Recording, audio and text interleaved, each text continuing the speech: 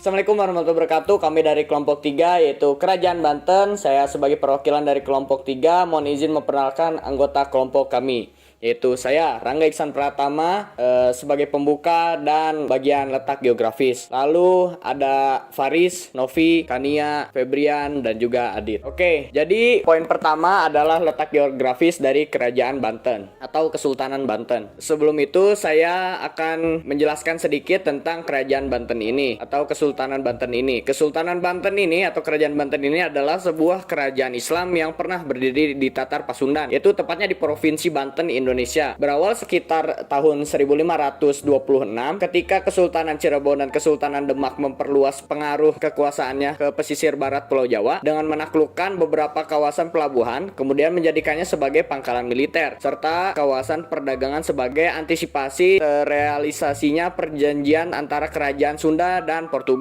pada tahun 1522 Masehi. Dan ini adalah bendera dan juga lambang dari kerajaan atau Kesultanan Banten.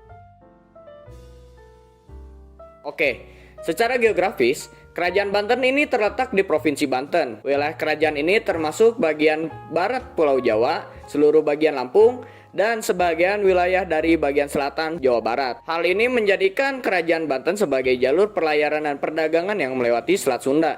Bisa dilihat pada peta berikut, ada beberapa wilayah kekuasaan Kesultanan atau Kerajaan Banten pada saat itu. Oke, sekian dari saya. Mari kita lempar ke teman saya yang selanjutnya, yaitu Faris. Halo, saya Faris Eka Putra dari kelas Poli PS3. Sekarang saya akan menjelaskan tentang kehidupan politik di Kerajaan Banten pada masa ke masa, dimulai dari masa kepemimpinan Sultan Hasanuddin. Pada masa pemerintahan Sultan Hasanuddin, Kerajaan Banten berkembang menjadi pusat perdagangan. Hasanuddin memperluas kekuasaan Banten ke daerah penghasil lada di Lampung, Sumatera Selatan yang sudah lama mempunyai hubungan dengan Jawa Barat. Dengan demikian, ia telah meletakkan dasar-dasar bagi kemakmuran Banten sebagai pelabuhan lada. Pada tahun 1570, Sultan Hasanuddin wafat dan tahtanya turun ke anaknya, yaitu Maulana Yusuf, putranya Hasanuddin. Di bawah kekuasaan Maulana Yusuf, Kerajaan Banten pada tahun 1579 berhasil menaklukkan dan menguasai Kerajaan Pajajaran. Kekuasaan Maulana Yusuf pun berakhir dan digantikan oleh Maulana Muhammad yang berlangsung dari tahun 1580 sampai 1596. Pada akhir kekuasaannya, Maulana Muhammad menyerang Kesultanan Palembang. Dalam usaha menaklukkan Palembang, Maulana Muhammad tewas dan selanjutnya putra mahkotanya yang bernama Pangeran Ratu naik tahta, yang bernama Sultan Ageng Tirtayasa. Pada masa pemerintahan Sultan Ageng Tirtayasa, ia sangat menentang kekuasaan Belanda. Usaha ia untuk mengalahkan orang-orang Belanda yang telah membentuk VOC serta menguasai pelabuhan Jayakarta mengalami kegagalan. Setelah pemerintahan Sultan Ageng Tirtayasa berakhir, Banten mulai dikuasai oleh Belanda di bawah pemerintahan Sultan Haji. Sekian, terima kasih.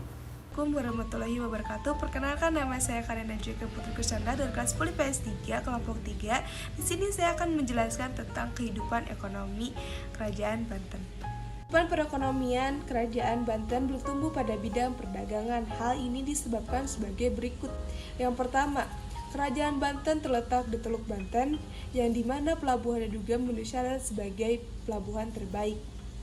Yang kedua, kedudukan Kerajaan Banten sangatlah strategis di tepi Selat Sunda. Aktivitas perdagangannya pun semakin ramai di saat Portugis mengambil alih Malaka. Kerajaan Banten memiliki bahan ekspor penting yaitu berupa lada. Yang keempat, jatuhnya Malaka di tangan Portugis mendorong pedagang untuk mencari daerah baru di Jawa Barat yaitu Cirebon dan Banten. Dengan itu, kerajaan semakin cepat berkembang dan dikunjungi pedagang asing seperti pedagang Gujarat, Cina, Turki, Pegu, Keling, Portugis, dan Belanda. Tempat untuk berjual beli ekspor terdapat di pelabuhan, sedangkan untuk kehidupan penduduk terdapat di tengah kota. Sekian penjelasan dari saya, mohon maaf bila banyak kesalahan. Wabillahi taufiq wal hidayah. Wassalamualaikum warahmatullahi wabarakatuh. Assalamualaikum warahmatullahi wabarakatuh. Saya Nafida Ardiana dari kelas 10 IPS 3. Saya di sini akan menceritakan tentang kehidupan sosial masyarakat kerajaan di Banten. kehidupan sosial masyarakat Banten semasa Sultan Ageng Tirtayasa cukup baik, karena Sultan Ageng Tirtayasa memperhatikan kehidupan dan kesejahteraan rakyatnya. Namun setelah Sultan Ageng Tirtayasa meninggal, adanya campur tangan antara Belanda dalam berbagai kehidupan sosial masyarakat di Banten sehingga merosot tajam. Pemerintahan Banten di Jawa Barat menggunakan aturan dan hukum Islam sehingga kehidupan sosial masyarakatnya hidup secara teratur. Banyak orang India, Arab, Cina, Melayu, dan Jawa yang menetap di sana. Mereka berkumpul membuat perkampungan sesuai nama asalnya. Misalnya Pekojan, perkampungan orang Arab, Pacinan, perkampungan orang Cina, Kampung Melayu dan Jawa sebagai berikutnya.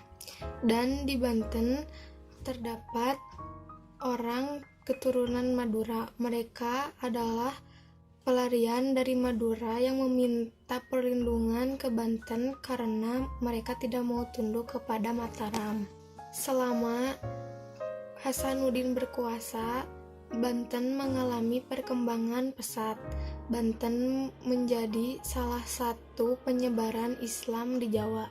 Pada masa inilah kerajaan Banten melepaskan diri dari Demak menjadi kerajaan merdeka. Cukup sekian dari saya. Wassalamualaikum warahmatullahi wabarakatuh.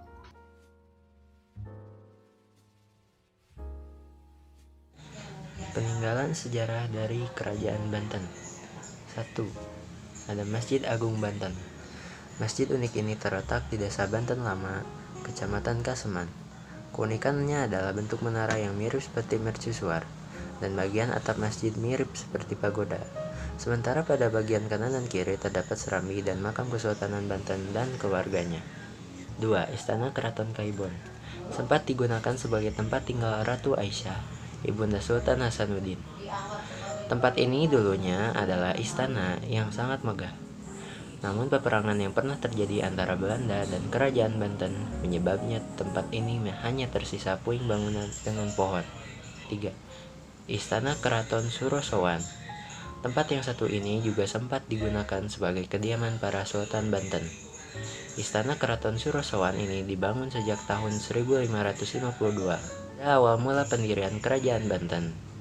Sayangnya, bangunan ini hanya menyisakan benteng batu merah dan batu karang dengan ketinggian 0,5 hingga 2 meter. 4. Benteng Spieljewijk. Benteng Spieljewijk diduga memiliki kaitan erat dengan sejarah Kerajaan Banten. Benteng yang terletak berhadapan langsung dengan Selat Sunda ini diduga sebagai tempat penyimpanan meriam dan alat pertahanan untuk melawan penjajahan Belanda. Benteng Spieljewijk bahkan memiliki sebuah terowongan yang diduga dapat terhubung langsung dengan Keraton Surosowan. 5. Meriam Ki Amuk. Meriam ini terletak di dalam Benteng Spieljewijk. Dinamakan demikian karena konon katanya meriam ini memiliki daya tembakan yang jauh dan ledakan yang besar. 6. Danau Tasikardi. Danau ini dulunya memiliki luas sekitar 5 hektar, tapi kini luasnya menyusut karena di bagian pinggirnya tertimbun tanah sedimen yang dibawa oleh arus air hujan dan sungai di sekitar danau tersebut. Danau Tasikardi pada masa itu berfungsi sebagai sumber air utama untuk keluarga kerajaan yang tinggal di Istana Keraton Kaibon dan sebagai saluran air irigasi persawahan di sekitar Banten. 7. Vihara Avalokitesvara. Walaupun kerajaan Banten adalah kerajaan Islam, tapi toleransi antara warga biasa dengan pemimpinnya dalam hal agama sangat tinggi. Buktinya adalah adanya peninggalan kerajaan Banten yang berupa bangunan tempat ibadah agama Buddha. Tempat ibadah umat Buddha tersebut yaitu Vihara Avalokitesvara yang sampai sekarang masih berdiri kokoh. Yang unik dari bangunan ini yaitu di dinding vihara tersebut ada sebuah relief yang mengisahkan tentang legenda siluman ular putih. Sekian, terima kasih dari kami kelompok 3 yang membahas tentang Kerajaan Banten. Mohon maaf apabila dari kami ada kesalahan kata. Sekian dari kami. Wassalamualaikum warahmatullahi wabarakatuh.